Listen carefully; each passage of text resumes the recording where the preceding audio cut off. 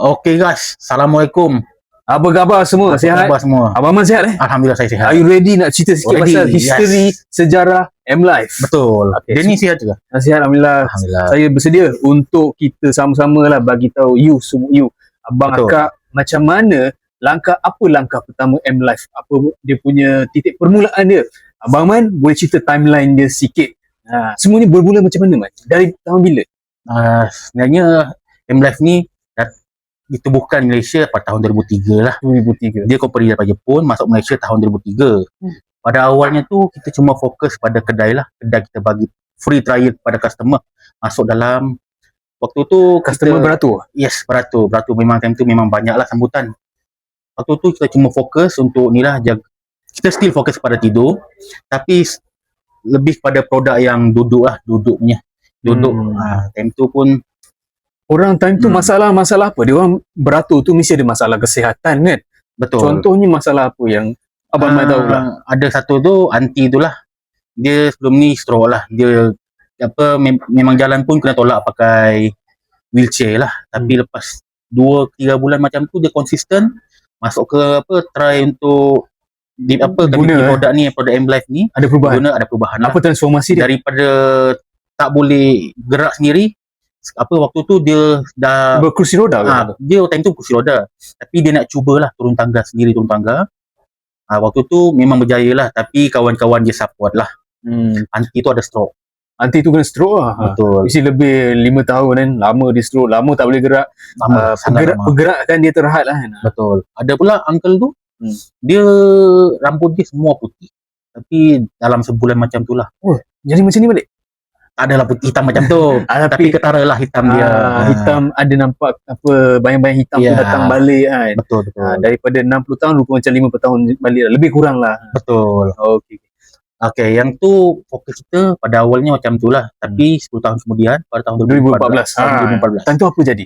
M-Life official lah. M-Life. Ya betul. Dah tubuhkan di Malaysia secara official. Jadi produk ni Deep Sleep waktu tu jugalah dia target customer yang nak menjaga kesihatan, wellness, yang nak senang tidur lah. Tu dia punya target market lah. Betul. Okey. Antara produk-produk Deep Sleep tu apa dia punya timeline dia? Bermula daripada katil yang saiz single dulu ke, atau masa tu masih tak ada orang boleh tak ada baring lagi, dia kena duduk sahaja ke? Macam tu. Okey Mat, dia orang patut tahu Deep Sleep ni ada 3 mod fungsi. Senaraikan. Okey. Yang pertama EPT. Apa tu EPT? Electric Potency Therapy. Yang kedua Thermal Therapy. Yang ketiga Frequency Therapy. Ataupun panggil Ensonic Therapy lah. Betul. Okay. Boleh kita mula dengan EPT? Apa yang dia orang patut tahu pasal EPT ni? Boleh. Okey. Kita pernah terfikir tak sebenarnya dalam badan kita ni ada elektrik lah.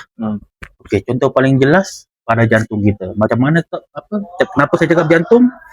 Ada satu mesin tu bila kita ECG ECG.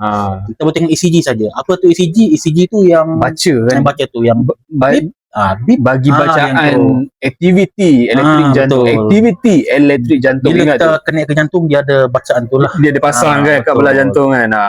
Bila ada masalah kesihatan, itu benda pertama yang doktor ke klinik akan check kan. Kalau kita ada sesak nafas, simptom-simptom tersebut diagnose sesak nafas, kebas-kebas, rasa nak pitam, tak boleh, sakit-sakit dada kan, benda-benda macam tu lah. Betul. Jadi dari situ Bang Man, doktor boleh tahu jantung tu sihat atau tidak?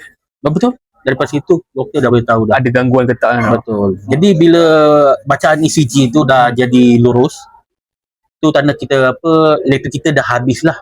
Sebab tu bila dah lurus tu, doktor akan ambil satu panggil shock tu untuk defibrillator.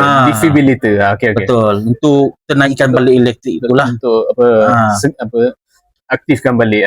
Betul. Jadi sebenarnya apa yang Abang Man nak sampaikan, badan kita ni ada elektrik. Jadi EPT kerja dia satu je, untuk meningkatkan lagi kan. Betul. Cas balik semula badan kita supaya lagi banyak sel ion negatif.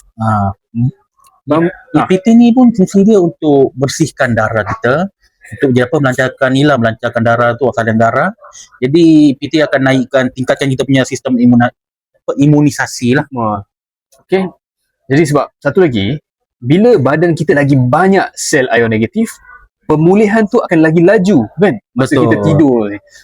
Jadi bayangkan masa budak-budak memang banyak sel negative ion. Tapi makin dewasa sebab tu diorang aktif. sebab tu dia aktif, tak penat. Semakin kita dewasa, semakin berkurang kita punya elektrik. Kurang sel negative ion tu kan. Betul. Dia jadi lagi positif.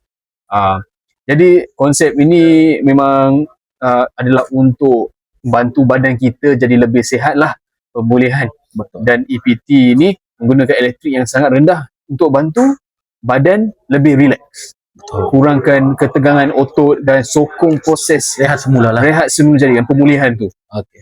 Jadi Kalau jantung guna elektrik untuk terus hidup dan berfungsi, EPT pula dia fokus untuk bantu badan kita recover lah. bantu badan you untuk memulih dengan baik dan cepat. Tapi melalui rehat lah. Melalui tidur kan. Betul. Sebab tu kualiti tidur sangat penting. Sangat penting. Sebab waktu tidur tu lah Badan kita set reset. semula. Itu saja daripada kami. Untuk EPT. Ini Bang Man, ni Daniel. Jumpa lagi. Terima kasih.